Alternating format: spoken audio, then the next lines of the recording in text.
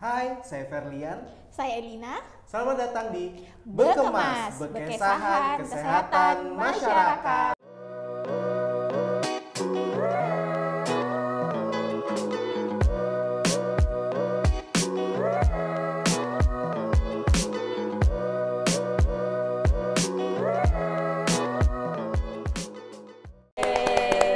Kali ini adalah episode 1 atau perdana di tahun 2024 tentang Bekemas. Nah, ini adalah acara terbaru yang ada di Puskesmas Sanga-Sanga.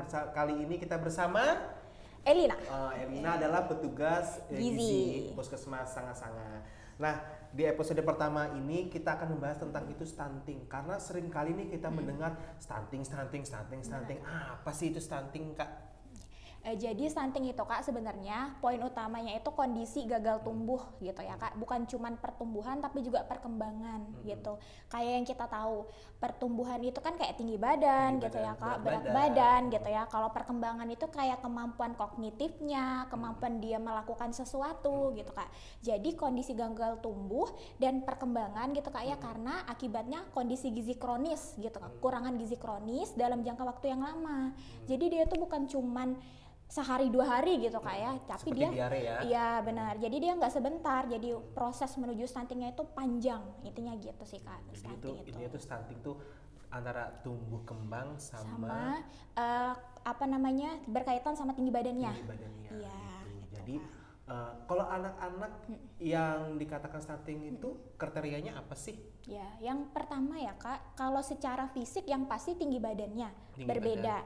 Berbeda dari usianya. Misalnya Kak, kita bedakan anak usia 2 tahun, kita bandingkan dua gitu ya, dua orang. Nah, secara fisik misalkan yang satu tinggi, yang satu dia lebih pendek begitu. Nah, tapi kalau secara fisik apakah dia bisa beraktivitas seperti biasa, itu bisa gitu ya Kak. Jadi itu petanda-tanda secara fisiknya.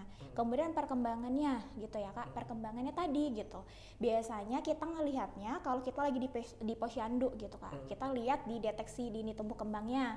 Misalkan nih dia udah bisa nyusun-nyusun balok atau belum, udah bisa menyebutkan namanya sendiri, udah bisa menyebutkan berbagai bagian organ tubuh gitu warna sih. Iya betul gitu Kak. Jadi itu indikatornya tumbuh sama kembangnya sih itu Kak.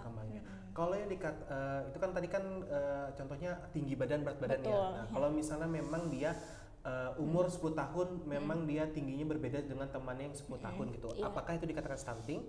Nah, yang pertama tadi Kak, kalau misalkan ternyata indikator perkembangannya aman-aman aja gitu Kak ya, nggak ada masalah ya seperti biasa gitu, nggak ada masalah, kemudian masih bisa di sekolah juga secara aktif, kemampuan ya akademisnya juga bagus, itu nggak apa-apa sih Kak gitu. Itu bukan dikatakan stunting ya? Betul, sama bisa juga ditanda-tandai tadi Kak, apakah mudah sakit. Nah gitu, jadi kalau misalkan ternyata tidak sakit gitu kan, anaknya aktif gitu, nah cuman kadang-kadang nih Kak gitu ya, aktif yang di orang tua anggap itu aktif normal sama memang terlalu aktif, nah itu hiperaktif itu sih yang perlu diketahui. Nah, ketahuinya di mana? Di posyandu. Di posyandu. Betul, gitu Kak. Tapi tidak bisa dikatakan anak yang pendek dan hiperaktif itu pasti dikatakan stunting ya, betul. Karena akan dilakukan lagi pemeriksaan oleh yang dokter spesialis anak yang memang dia sesuai dengan keilmuannya sudah ya. Betul. Cuma di posyandu adalah screening pertama. Iya, betul. Tuh, jadi kakak-kakak sekalian ya, kita jangan sebut bapak ibu ya karena kita ini generasi milenial. Benar. Ya, benar Kak. Kakak-kakak sekalian itu ya stunting yang tadi dijelaskan sama KKL. KKL, kalau misalnya nih saya pasangan muda, saya ingin mencapai goals anak saya yang maksudnya dari otaknya baik, pertumbuhannya baik, apakah bisa dicegah melalui masa-masa awal ini, pada masa pernikahan awal gitu misalnya? Bisa Kak, bahkan sebelum dari pernikahan. Sebelum dari pernikahan tuh bisa mencegah stunting ya teman-teman. Benar, bahkan lebih awal lagi kita sekarang Kak. Jadi ada di Remaja Putri gitu ya Kak. Ya sekarang kita kan punya program yang konsumsi minum tablet tambah darah bagi Remaja Putri. Nah salah satunya itu bagian dari pencegahan untuk stunting. Betul. Oh maka dari itu teman-teman di Puskesmas Sanga-Sanga khususnya ya dan sekukar ya. Nah kalau sering teman-teman puskesmas itu datang untuk membagikan tablet tanda darah ke remaja putri yang ada di sekolah itulah gunanya untuk salah satunya mencegah stunting ya. Nah Kak, itu kan sering kali tuh saya mendapat kan sekarang ikut nih kolaborasi nih kita ya. Kadang-kadang anak remaja itu setelah dikasih tablet tanda darah tuh FE tuh kadang-kadang nggak mau minum, mual, pusing, mau ini. Itu kenapa sih Kak sebenarnya? Ya. Yang pertama tadi ya Kak, karena kurangnya edukasi, kurangnya support gitu ya Kak, mungkin dari lingkungan sekitar. Nah, jadi memang perlu gitu ya dari orang tua, kemudian dari teman-teman, dari pihak guru gitu kan Kak. Makanya sekarang ada aksi Kak, aksi minum tablet tambah darah serentak setiap minggu. Aksi bergizi ya? Iya betul, aksi bergizi itu. Nah, agar semua remaja putri itu konsumsi tablet tambah darah. Nah, kemudian berkaitan dengan gejala-gejalanya gitu ya Kak, memang ada muncul tadi mual gitu ya. Tapi itu tidak semua orang Kak, tidak semua anak gitu. Iya betul. Iya. Nah, kemudian ada tipsnya juga Kak, supaya tipsnya supaya misalkan kurang rasa mualnya itu berkurang ketika minum tablet tambah darah. Pertama, minum sama air jeruk. Satu tuh minum dengan air jeruk. Atau sekalian mengkonsumsi makanan atau minuman yang bersumber dari vitamin C.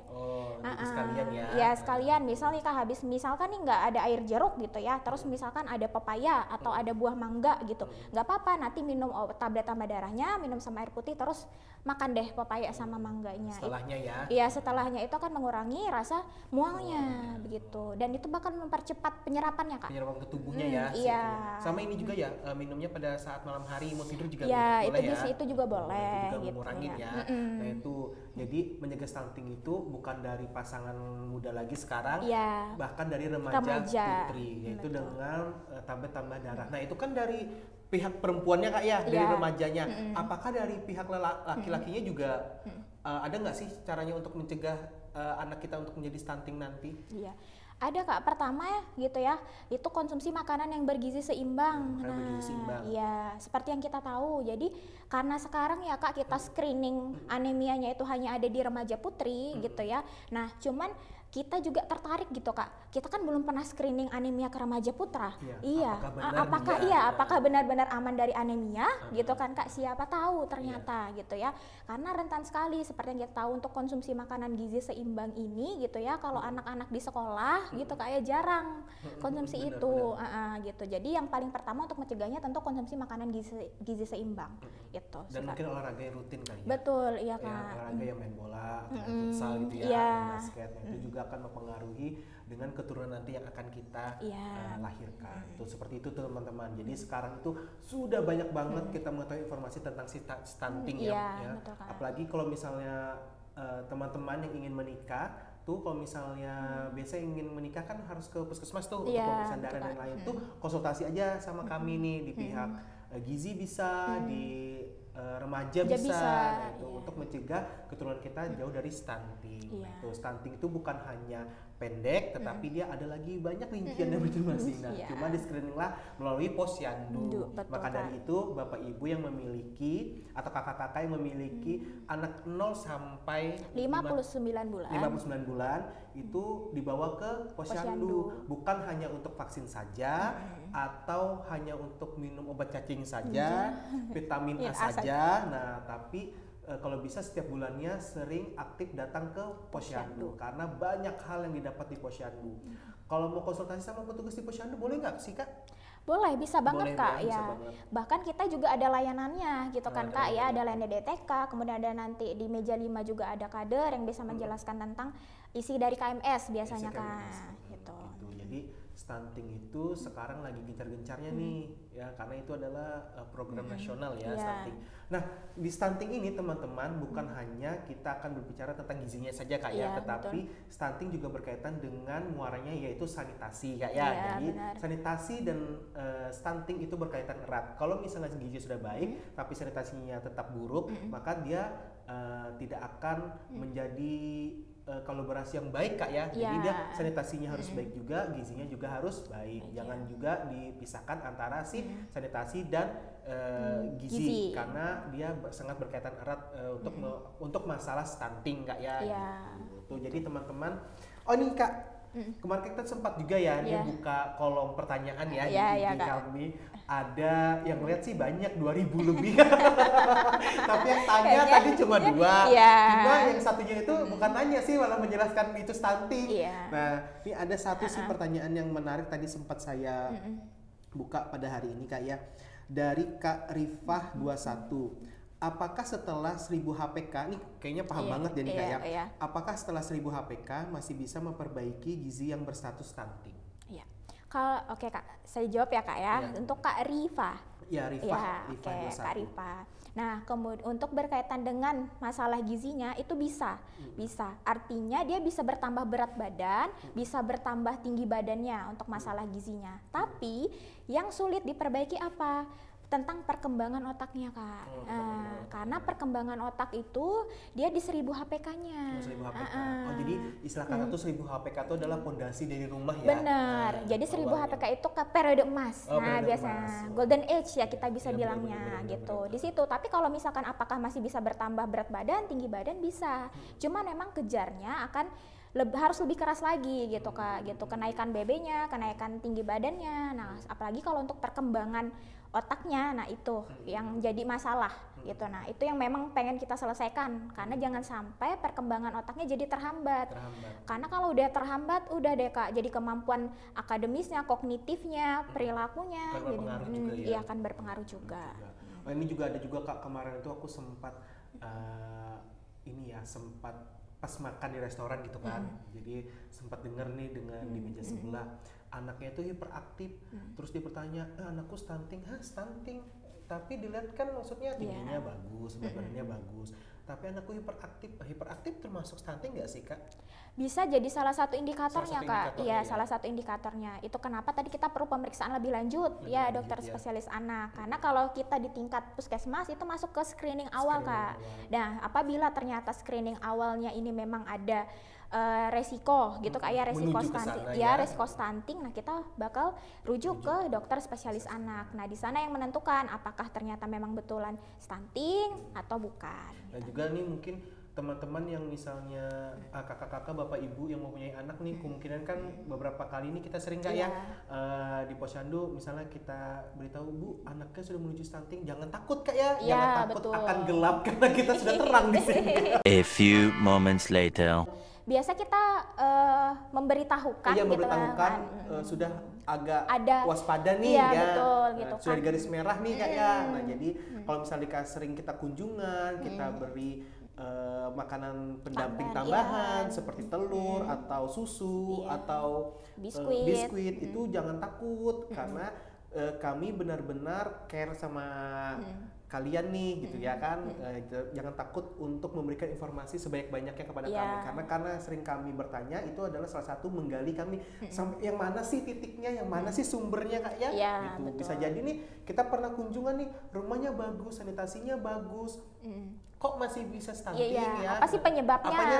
Nah itu kami yang suka tuh yang kepo-kepo, apa sih penyebabnya supaya tidak terulang kemudian hari Kak ya. Nah kalau misalnya kita datang dia rumahnya, mohon maaf tidak memenuhi syarat kesehatan, terus sanitasinya agak di bawah standar, nah itu sudah jelas tuh dari situ Kak ya. Nah kalau yang sudah maksudnya sanitasinya baik, rumahnya bagus, sudah memenuhi syarat kesehatan, tapi dia juga bisa menuju ke stunting, nanti kita agak kepo-kepo nih kayaknya jadi penasaran nih kita gitu. Jadi Bapak Ibu sekalian yang anak-anaknya sudah diberitahukan kepada kami yang sudah waspada waspada di garis kuning ataupun merah, itu jangan malu ya. Pokoknya ini apa ya? Maksudnya, jangan nggak ke posyandu lagi. Jangan nggak mau posyandu lagi. Kadang-kadang tuh banyak yang nggak mau posyandu lagi. Gitu. Sebenarnya tuh nggak apa-apa. Kita sama-sama memperbaiki. Ya Allah. Karena episode pertama nih, jadi bingung nih apa ya. Iya benar Kak.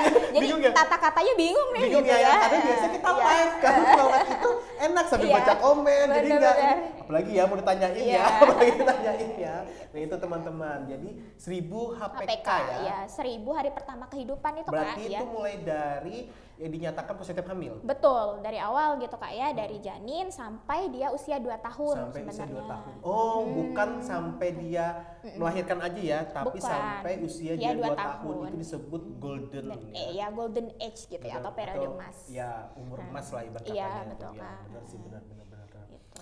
Tuh, jadi gitu teman-teman masalah stunting ya. Nah, jadi sudah berapa tahun sih Kak kerja di sini? 2 tahun lebih ya? Iya, betul Kak, 2 2 tahun lebih ya. lebih. Tuh, jadi KL ini kita impor langsung dari Yogyakarta. Jauh banget ya kayaknya. Ini Jauh impor banget ya. Diimpor dari Yogyakarta, stop di Tenggarong, baru kita lagi sini lagi pakai kurir. Di sini ya Gitu. untuk memecahkan masalah stunting yang Iya. ada di Puskesmas Sangat-Sangat, khususnya di Kecamatan Sangat-Sangat. Iya. Ya. Mungkin kita bisa berbagi pengalaman Kak. Kan sering nih udah turun kunjungan gitu. Ada nggak sih yang masyarakat itu sebenarnya tuh dia tuh udah tahu tuh stunting, tapi kan pasti kita akan rujuk ya ke Iya. dokter lebih lanjut Iya. ya. Nah terus tuh misalnya dia ada nggak sih yang kakak temukan itu yang dia mempunyai penyakit bawaan Kak? Ada Banyak ya? biasanya, banyak Kak gitu. Apalagi biasanya kita gitu Kak, itu yang pentingnya untuk ke posyandu, kita yang tahu di awal gitu Kak. Pertama gitu kan Kak, jadi tanda-tandanya itu kita biasanya BB-nya tidak naik.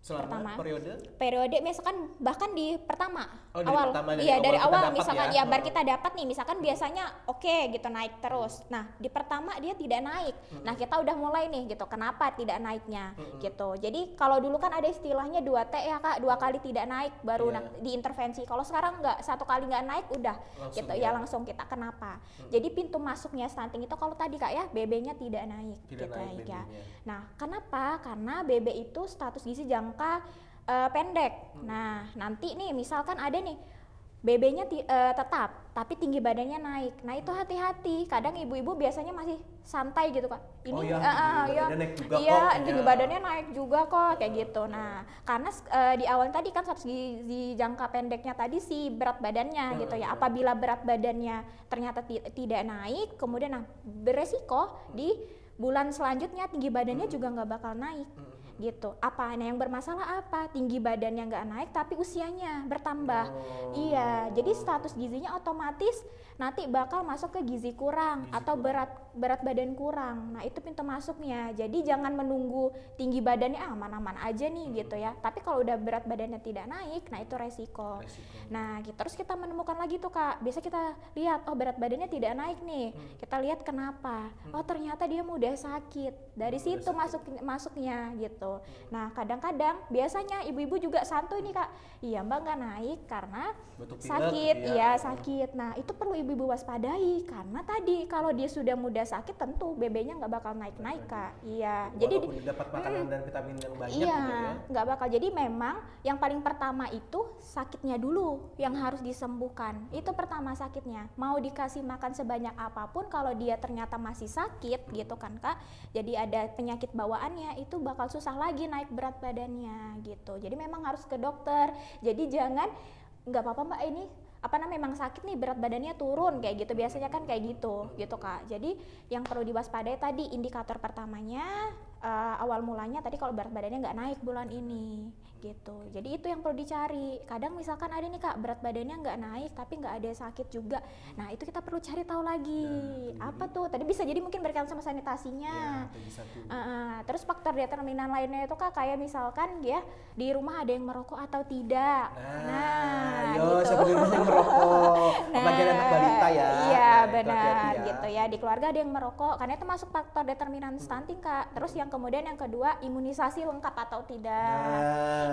Jadi udah deh merembet ke semuanya. Terus lagi apa? Ibu dulu, ibunya apakah ada riwayat kek gitu. Nah, kek itu kekurangan energi kronis gini. Itu yang biasanya kalau misalnya teman-teman diperiksa ibu-ibu yang mau yang dinyatakan positif hamil ya, yang lengannya. Lingkar lengannya. Lingkar lengannya di bawah berapa? 23,5 Kak. Pokoknya ibu-ibu dari sekarang nih ya, cek nih di rumah ambil lengannya diukur. Kalau lengannya di bawah 23,5 itu sudah berisiko atau berhati-hati. Oh mungkin remaja juga bisa kali Kak ya, bisa. anak SMA ya. Iya bisa Kak dari itu. Dari SMA tuh diukur tuh lengannya. Kalau misalnya ukuran lengannya itu 23,5 itu masih masih standar ya. Iya. Tapi kalau di bawah 23,5 23,5 itu sudah harus waspada. Gitu. Jadi ibu hamil tuh 2 resikonya Kak. Jadi anemia sama ibu hamil yang kek tadi. Kalau sudah ada 2 resiko ini udah resiko tuh. Resiko melahirkan anak yang stunting. Nah, bisa dilihat lagi Kak nanti kalau misalkan pas lahir ya berat lahirnya. Kalau memang berat lahirnya itu kita bilangnya biasanya BBLR ya, berat bayi lahir rendah. Kalau berat bayi lahir rendah itu artinya berat badannya kurang dari 2,5 kilo. Dan, 2.500 ya. dan tinggi panjang badan itu kurang dari 48 cm. Jadi perlu dicatat ya. Itu diingat-ingat. 2.500 berat badannya, panjangnya 48, di bawah 48. Di bawah 48 gitu ya. Kalau di atas tuh ya udah insya Allah normal aja Iya. ya. Gitu. Kak, itu tadi saya dengarkan Kak, ada gizi kurang, gizi apa gitu baru stunting gitu ya? Ya, tingkatannya proses tingkatannya prosesnya ya. tingkatannya dari apa Kak tadi pertama? Yang pertama tadi bebet tidak naik. Bebet tidak, gizi kurang ya? Ya, bebet tidak naik dulu Kak pertama. bebet tidak naik. Bebet tidak naik, kemudian berat badan kurang. Berat badan kurang. Ya, nanti masuk ke gizi kurang. Baru masuk gizi kurang. Nah, baru nanti masuk ke tinggi badannya. Baru tinggi badannya, habis itu baru bisa jadi resiko stunting. resiko ya, ingat ya, Resiko resiko stunting. stunting. Karena kita tidak boleh mengatakan orang itu stunting. tanpa ada Diagnosa dari khusus dari dokter spesialis yang memang sudah menguasai lah masa seperti itu Iya, ya, betul, sudah Kak. kompeten ya, gitu terkait bisa dibilang. stunting. Jadi kalau misalnya teman-teman dikatain anaknya stunting, jangan takut dulu atau betul. jangan dulu. Emangnya dia dokter gitu ya, Iya. dokter aja nggak berani langsung memberikan diagnosa itu stunting karena harus dilakukan pemeriksaan lebih lanjut. Gitu. Kak, itu kan ada tingkatan tadi tuh. Selama ini kan kakak pernah kan ketemu dengan yang bayi balita yang dikatakan itu gizi buruk ya? Iya, gizi buruk. Ya. Setelah diberikan pendekatan ke ibunya, terus edukasi tentang makanannya, terus diberikan juga PMT tambahan dari kelurahan maupun CSR yang ada di wilayah kerja Puskesmas Sanga-Sanga, ada nggak sih yang menyatakan maksudnya naik dan sekarang itu hidupnya sehat gitu Kak? Ada. Banyak ya? Ya banyak Kak Banyak gitu banget ya. ya. Iya, karena tadi masalahnya Kak dia tidak hanya masalah berat badan tinggi badan, bukan hanya masalah perkembangan, ternyata ada sakit yang tidak diketahui. Nah, itu jadi misalnya kita datang ke rumah, kunjungan rumah jangan takut gitu. Jangan dikunci Iya, ya gitu Bu. Jadi karena tadi kita mau men-screening gitu Kak, karena rata-rata pasti ada penyakit bawaan yang baru terdeteksi ketika kunjungan rumah gitu. Jadi teman-teman jangan takut akan gelap lagi. Oh ya, ada pertanyaan? Oh lanjut kita sampaikan. Oke, siap. Kita masih kuat. Ya, oh ya, sip, kita masih sip, kuat sip, ngobrol. Masih kuat kalau kita lihat ada orang di belakang layar kita. Kita masih kuat ya. Podcast apa sih? Kita santai aja soalnya Kak. Santai banget.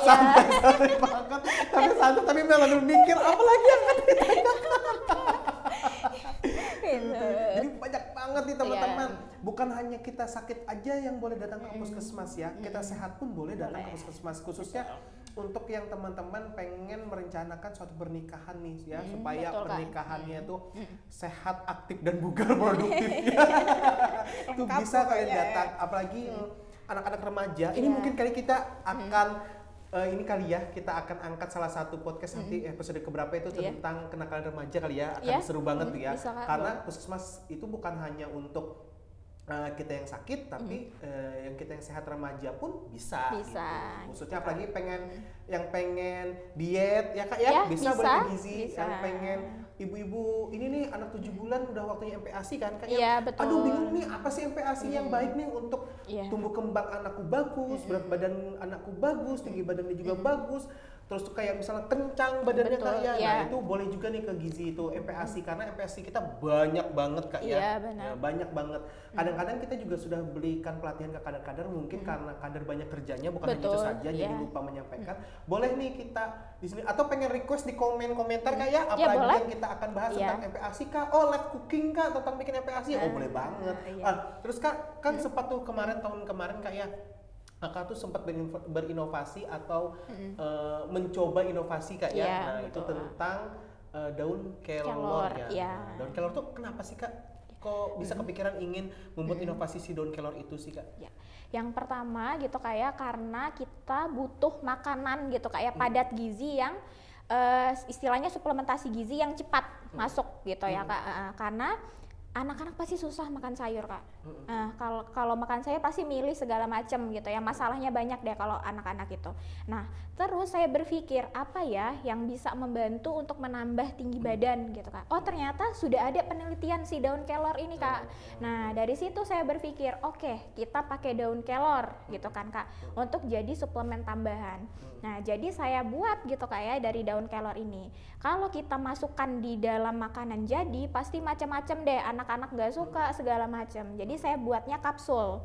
Nah, bubuk gitu ya, bubuk daun kelornya. Artinya, nah kemudian Kak, daun kelor itu nilai gizinya dia lebih tinggi kalau dia kering. Oh, kalau dia kering. Betul. Kalau dia basah karena ada kadar air ada di situ. kadar airnya yang Ada kadar mempengaruhi ya. iya betul. Sama daun kelor itu pengolahannya memang sedikit lebih tricky gitu kan. Maksudnya lebih sulit Ya, gitu lebih ya sulit, karena tidak tahan panas secara langsung. Nah, jadinya kita buat dalam bentuk kering, kadar airnya sudah hilang gitu kan Sudah Kak. susut ya. Iya, sudah terus lebih mudah kita buat dalam bentuk kapsul, kita berikan gitu. Itu jadi atas dasar itu sih Kak kita bikin inovasi karena ternyata daun kelor ini sayang banget kalau tidak dimanfaatkan. Karena banyak banget yang Iya, ada di wilayah benar, kerja ya. banyak banget gitu manfaatnya. Terus ternyata kita juga sempat berhasil gitu kan Kak naik 2 sampai 3 cm gitu kita coba. Jadi itu yang mendasari inovasi daun kelor itu. Jadi daun kelor itu salah satu membantu yang anak kurang tadi Kak ya. Iya, tinggi badannya. Tinggi badan kurang, berat badannya kurang juga. Betul. Itu Meningkatkan nafsu makan meningkatkan juga. nafsu makan juga. Betul, Kak. Gitu. Karena dia nilai kandungan gizinya yang bisa memperbaiki itu Kak ya. Iya, tadi. betul. Tapi itu hanya untuk pertumbuhan aja Kak ya. Iya, itu tapi untuk perkembangannya pertumbuhan. kita Memang. harus lebih lanjut. Iya betul Kak. Jadi suplemen, nah ini Kak. Jadi ibu-ibu tuh biasa gini juga Kak masalah vitamin. Iya. Sering banget nih. Anak saya nggak dikasih vitamin Mbak, gitu ya. Walaupun saya kasih Kak, tapi ternyata asupan makan dalam seharinya tidak mencukupi, itu juga nggak akan berhasil, gitu. Jadi vitamin, suplementasi, gitu Kak ya, sejenisnya itu hanya tambahan. Ya tambahan. Jadi dia bukan yang dia bukan yang utama, gitu Kak. Katakanlah saya sudah kasih nih vitamin atau kapsul si kelornya, tapi kok anaknya tinggi badannya tidak naik, berat badan tidak naik, karena apa? Tadi asupannya masih kurang gitu. Jadi masih banyak sekali sebenarnya yang salah paham sama itu. Pasti kan dikit-dikit datang ke gizi, anak saya nggak dapat apa-apa ini Mbak, gitu. Misal gitu kan anak saya gitu. Kalau misalkan kita tidak kasih apapun gitu ya, makanan tambahan apapun atau vitamin, artinya masalahnya cuma satu Kak, ada di asupan. Berarti harus memperbaiki tadi pola makannya. Asupan makanan yang dimakan sehari-hari. Benar ya. Gitu, asupan makan tadi karena itu tadi Kak, BB-nya nggak naik, tinggi badannya nggak naik karena kurangnya asupan. Dalam jangka waktu yang lama, bukan sebulan 2 bulan, pasti anaknya susah makan nih Mbak, gitu kan. Susah makannya pasti nggak cuma sehari 2 hari, pasti udah dari sebelum-sebelumnya. Apalagi kalau anaknya itu sindrom tutup mulut Kak ya. Iya, gerakan tutup mulut. Ya, gerakan tutup mulut itu susah banget itu. Susah banget. Dia maunya cuma ngemil gitu. Benar, ya. gitu. Pilih-pilih makanan. Pilih-pilih makanan. Terus dia nggak dibiasakan makan nasi. Iya, betul. Atau karbohidrat lainnya. Benar. Nah, itu susah banget itu sudah. Karena gini Kak, kalau anak-anak itu dia tuh perlu lingkungan yang nyaman untuk dia makan gitu. Jadi kenapa? Masalahnya kan pasti anak-anak nggak suka makan. Yang pertama mungkin jarang makan bersama keluarga. Dia cuma makan sendiri aja nih. Kemudian yang kedua, kalau makan ada distraksinya. Contoh, ada deh sambil mainan gitu ya, bener. Ada deh sambil apa sekarang yang bahaya banget gadget ya Kak. Sambil nonton gitu, bener, main gitu kan. Jadi udah ngerasa proses makan itu bukan sesuatu hal yang penting dan menyenangkan gitu. Jadi perlu buat ibu gitu ya, buat kakak-kakak gitu ya, kalau punya anak di rumah menciptakan suasana makan yang menyenangkan, makan bersama keluarga gitu Kak ya. Terus kadang anak-anak tuh mikirnya kan apa sih makan tuh nggak menyenangkan banget gitu. Nah, menciptakan suasana itu gitu ya. Nah, gerakan tutup mulut itu karena tadi dia ngerasa makan tuh penting dan menyenangkan. Sih, benar. Nah, sama satu lagi, kadang ibu-ibu nggak pakai jadwal makan. Nah, perlu nih kita membiasakan adanya pakai jadwal makan. Pagi nih, misal ya Kak, pagi gitu ya. Sediakan dia makanan.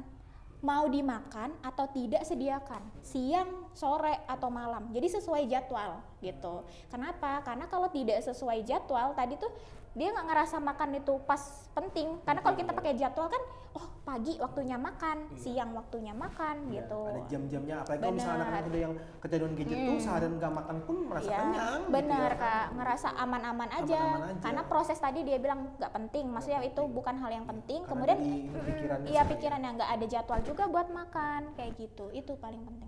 Makanya misalnya dari jam 7 sampai jam 8 tuh waktunya untuk sarapan gitu. Benar, Jam ya. 11 sampai jam 1 tuh saatnya makan siang gitu. Misalnya jam 7 malam sampai jam 8 tuh waktunya untuk makan malam. Itu harus ada jadwal yang kayak gitu ya. Dan mungkin kalau dulu kita kayak karena kelahiran dulu kayak pasti itu yang dirasakan tuh kan sukanya makan bersama Kak ya. Iya, Nah, benar. itu juga menciptakan suasana makan yang enak jadinya lahap. Karena semakin banyak orang tuh semakin lahap biasanya gitu. Makanya kadang-kadang kalau misalnya anak-anak dibawa ke undangan, iya makannya lahap nih kalau di undangan ya karena rame. Karena terciptanya itu tadi Kak ya. Suasananya tercipta dia untuk makannya menjadi lahap. Gitu dong teman-teman. Tuh, jadi kan itu kan kita tadi kan Kak cuma ngomongnya stunting, terus makanan, vitamin dan lain-lain. Sebenarnya stunting itu mempengaruhi nggak sih Kak dari pola asuh? Mempengaruhi banget Kak, Banget gitu. ya? Iya, banget. Banget banyak ya, banget betul. ya, Jadi stunting panjang. itu pola asuh juga termasuk ya? Benar Kak, pola asuh kan banyak ya Kak gitu ya, dari perilaku makan, kemudian tadi ya, kemudian perilaku dalam sehari-hari kegiatan, itu mempengaruhi gitu. Karena kalau misalkan yang berkaitan erat sama stunting tadi perilaku makannya, jadwal makan, kemudian tadi makan bersama keluarga atau tidak, kemudian orang tua biasanya memberikan makanan lain atau cemilan padahal dia belum makan. Nah, karena pasti anak ngerasa kenyang. Terus makanan-makanan cemilan atau kemasan itu biasanya kan rasanya gurih. Kaget. Ada tamu Kak. Tamunya ngilang. Ya. Ngilang sendiri belum masuk tadi. Gitu. Ayo lupa lupa. Iya, makanan gurih tadi ya sampai situ ya. Makan cemilan itu kan biasa gurih. Nah, masuk ke makanan keluarga biasanya tidak segurih itu. Itu yang menyebabkan anak-anak tuh rasanya nggak enak nih makanan. Gitu Kak ya, makanan yang ada di rumah gitu. Pentingnya untuk kita tahu kapan kita memberikan gitu Kak ya. Jadi kalau bisa makan utama dulu, cemilannya nanti. Pasti ibu-ibunya gini, anaknya ini Mbak rewel gitu, nggak mau makan gitu ya maksudnya. Jadi saya kasih cemilan kayak gitu. Biasanya itu. Nah, ada tamu lagi nih Kak. Penonton nontonin kita maksudnya. Nggak bisa diusir nih. Iya. Soalnya ini yang punya yang punya budget kan. Ya itu tadi Kak. Ya itu tadi Kak. Jadi jangan sampai orang tua merasa bahwa yang penting dia makan walaupun itu cemilan, itu juga kurang tepat ya kakak-kakak. Jadi yang paling penting dia harus makan utama dulu. Karena nanti akan jadi kebiasaan pasti. Pasti kalau sudah dikasih sekali dia pengen lagi karena rasanya enak, bentuknya menarik gitu. Nah itu tantangan juga. Tantangan banget ya. Tantangan banget sih, buat orang tua gitu. Misalkan lebih baik ya Kak kalau memang anaknya suka cemilan gitu ya Kak, anaknya suka cemilannya yang dibuat sendiri di rumah gitu. Itu kan tadi kan aku ada dengar tuh yang gurih, yang manis, yang apa itu boleh nggak sih Kak anak-anak kita di dalam makanan gitu Kak ya, boleh nggak sih kita berikan bahan tambahan makanan seperti garam, gula, kaldu dan macam-macam gitu ke makanan anak? Boleh, tapi ada batasannya Kak. Nah, boleh ya, tapi ada batasan. Boleh, tapi sesuai dengan umurnya ya, dan batasannya jangan terlalu berlebihan. Jangan juga bikin sayur bubuk kaldu jamurnya setengah sendok gitu ya. Ya Betul Kak, karena yang bahaya ya buat kakak-kakak semua, kalau kakak-kakak semua beli cemilan kemasan atau makanan kemasan itu baca deh di labelnya tuh Kak. Nah baca di labelnya itu kalau ada tulisan natrium. Nah itu ya, natrium, pokoknya ada tulisannya natrium. Itu biasanya kalau kebutuhan natriumnya ternyata biasanya lebih banget Kak. Jadi baru makan satu udah naik deh kebutuhan natriumnya. Sama hati-hati sama gula. Sekarang kan lagi hits juga tentang obesitas pada anak ya Kak. Nah gula biasanya gula sama natrium itu deh yang berbahaya ya. Berperan penting. Iya berperan penting di makanan kemasan. Iya. Dan ini juga sih Kak pengawetnya juga sih. Iya.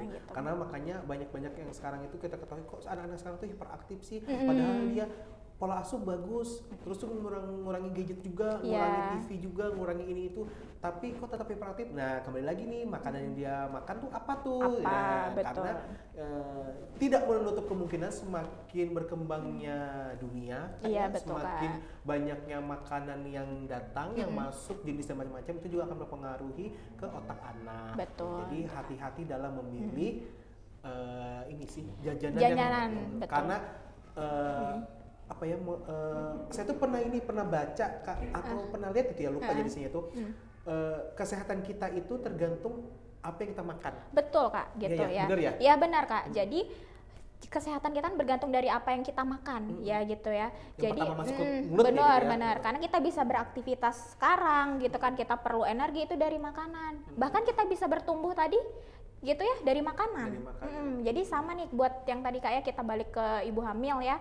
supaya janin ini berkembang dan bertumbuh, itu nggak bisa tuh kalau misalkan ibunya nggak makan. Iya, benar Nah, sih. Iya, jadi kadang-kadang ya apalagi males. yang dia TW1 sampai Trimester iya, ya, terus trimester 1 satu. tuh pasti kan mual, lemes, males iya. makan gitu ya. TW1 ingat SPG ya. Aduh, masih awal tahun Kak. Iya, awal tahun nih. Jangan diingetin. Jadi satu dulu deh ini kayaknya. Oke, jadi Iya.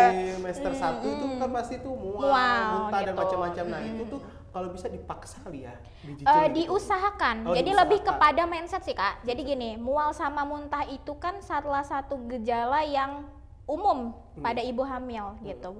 Jadi kita bisa konsumsi. Nah, ini kaitan lagi, ada makanan tertentu yang tidak membuat rasa mual sama muntah itu jadi berlebihan gitu kan Kak ya. Jadi contohnya nih buat kakak-kakak yang lagi hamil gitu ya, atau merencanakan kehamilan, pertama hindari untuk mengkonsumsi makanan yang terlalu asam. Padahal ya. Ya, sukanya saya- mencok, iya. muda-muda, aduh, Bener. jadi enak. Jadi kepengen. Juga pengen ya.